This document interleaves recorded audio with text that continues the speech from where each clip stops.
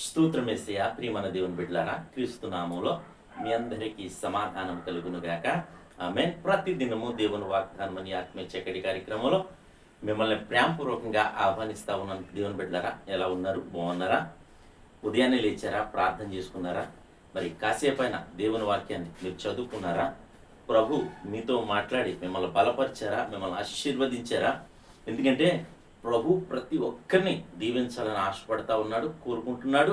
ఎందుకంటే ఎప్పుడైతే నువ్వు ఆయన సన్నిధికి వెళ్తావో, ఆయన సన్నిధిలో నువ్వు ప్రార్థన చేసుకుంటావో, దేవుని చిత్తానుసారంగా జీవిస్తావో, మరి తప్పక దేవుడు నిన్ను ఆశీర్వదిస్తానని వాగ్దానం చేస్తాడు. ఇంకా ప్రతి దినము దేవుని వాగ్దానం అని ఆత్మీయ చక్కటి కార్యక్రమంలో వాగ్దానాన్ని చదువుతున్నాను.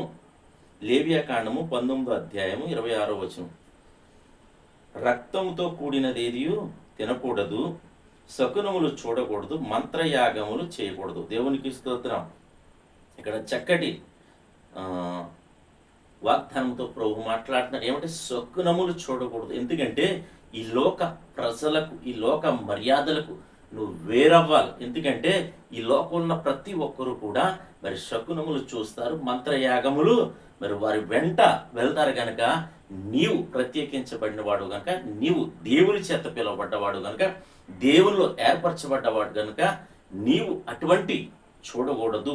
తద్వారా మరి నీవు అపవిత్రత కలుగు చేసుకోకూడదని మరి దేవుడు కోరుకుంటున్నాడు. కనుక ఒకవేళ నువ్వు అటువంటి కలుగు చేసుకుంటే మరి దేవుని ద్వారా వచ్చే శాపాన్ని తప్పగా మనం పొందుకుంటామని, ఆ శాపం నుంచి తప్పించబడాలని ఈ దినం మరి ప్రభు ఇస్తున్న వాగ్దానం బట్టి మనం తెలుసుకోవాలని తెలియచేస్తూ, మరి ఇటువంటి వాటిల్లో మరి ఇటువంటి వాటికి దూరంగా మనం ఉండాలని మరి దేవుడు కోరుకుంటున్నాడని తెలియచేస్తూ దేవుడి మాటలు దీవించునుగాక. ఆమెను ప్రార్థన చేసుకుందాం. స్తోత్రం యేసయ్యా.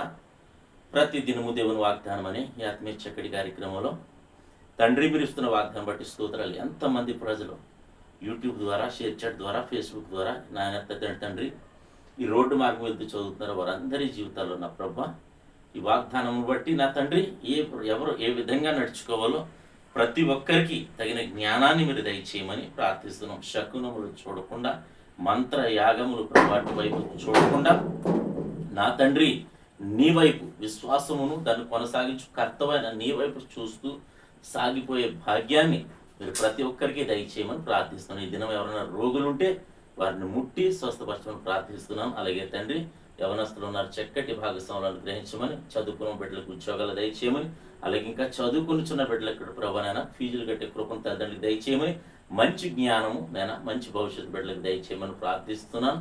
అలాగే తండ్రి ఎంతమంది ప్రజలు నా తండ్రి ఆయా సమస్యలతో, ఇబ్బందులతో, ఇరుకులతో ఉన్నారో వారందరినీ కూడా మీరు జ్ఞాపకం చేసుకున్నాడు తండ్రి. నీకు స్తోత్రాలు. అలాగే ప్రభా యుద్ధాలు జరగకుండా నేను నీ కాపుదల ఉంచండి. మా భారతదేశానికి రక్షణ కాపుదల దయచండి. మా సరిహద్దుల్లో నెమ్మదిని దయచండి. సంఘాలు, చర్చలను ప్రతి చోట నీ కాపుదల ఉంచండి. ప్రజలందరినీ కూడా మీరు రక్షించండి ప్రభా. అనేక రకాలైన వ్యసనాలకు ప్రభాని బిడ్డలు అడిక్ట్ అయ్యి తండ్రి వారి జీవితాలు పాటు చేసుకుంటుండగా ప్రతి ఒక్కరిని కరుణించి కాపాడమని ప్రార్థిస్తున్నాను. ఈ దినం ఎవరైతే మ్యారేజ్ డే పట్టి జరిగిన బిడ్డలందరికీ క్షేమాన్ని, సమాధానాన్ని సంవత్సరం అంతయు నీ దయాకిరీటాన్ని అనుగ్రహించి మీరే మహిమ పొందమని క్రీస్తు నామములో అడుగుచున్నాము తండ్రి. ఆమేన్. నేను నమ్ముతున్నాను ప్రియ దేవుని బిడ్డలారా, ప్రభు మనందరినీ దర్శించిన విధానం బట్టి ప్రతి ఒక్కరూ ఆయన ఆయన ఆయన ఆయన చెప్పినట్లు జీవిస్తూ ముందుకు సాగాలని మీకు తెలియజేస్తూ దేవుడు నేను కుటుంబాన్ని దీవించునుగాక. ఆమేన్.